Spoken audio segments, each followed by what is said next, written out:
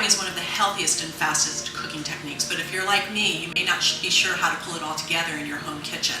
So we asked Grace Young, food writer and author of the new book, Stir Frying to the Sky's Edge, to show us. We're here in her kitchen. She's going to show us how to do it step by step. Today I'm going to stir fry chicken in wine sauce, which is a famous French dish called coq au vin.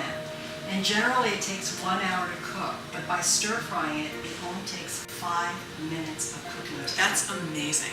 So the first thing I want to show you is it begins with cutting your vegetables. Okay. And I just have a carrot here, but the most important thing is it needs to be uniform slices. That's what I've done with my carrots here, my mushrooms. I've sliced the scallions, and I diced some Canadian bacon that's right here. And then here's my chicken breast. Here's your chicken breast. Now this is a pretty big chicken breast, so the important thing I want to point out to you is when you're stir frying chicken, it's important to know with chicken breast that there's a grain that goes this way on the breast. Okay. And you need to cut across the grain, because if you happen to like cut it into columns like this and then make slices this way, your chicken will be tough by the time you finish cooking. That's a great tip. I mean, I knew that about beef, but I didn't realize that about chicken. Yes. So I'm just going to make 1/4 inch thick slices like this.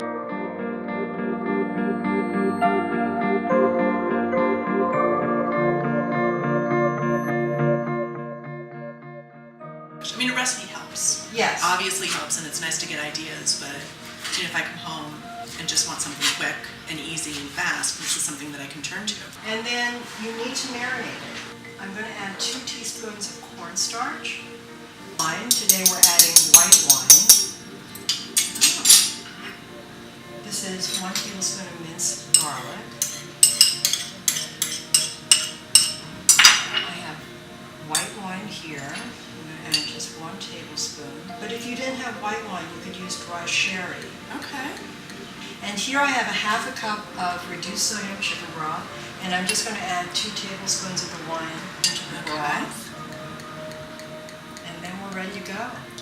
I'm using peanut oil here. Swirl the oils in, and then I turn the pan every which way to make sure the bottom is totally coated. I pull my heat back up to high. Okay. And then I add my chicken. All right, so you always add the meat first. Yes. Okay. And you should hear that sizzling sound. That indicates that your pan is hot enough.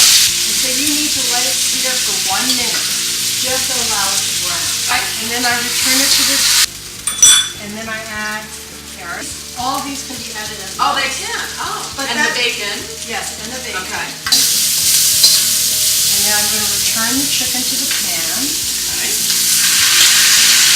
And if there are any juices in this bowl, add it, because There's all the flavor. that's where all the flavor is. Then I add the fresh thyme. This is a tablespoon. I have a 1/2 teaspoon of salt.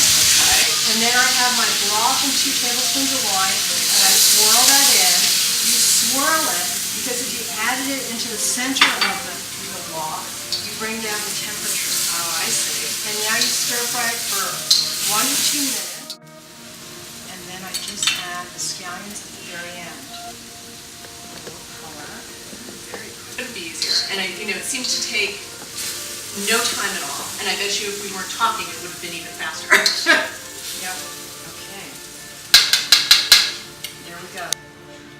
This is Trisha from Shape. Thanks so much for joining us in our little cooking demonstration here. And thank you, Grace. And Grace is the author of the new book, Stir Frying to the Sky's Edge. And you can look for her book in bookstores now. And you can check out all of the wonderful recipes on shape.com and in Shape magazine. Thanks.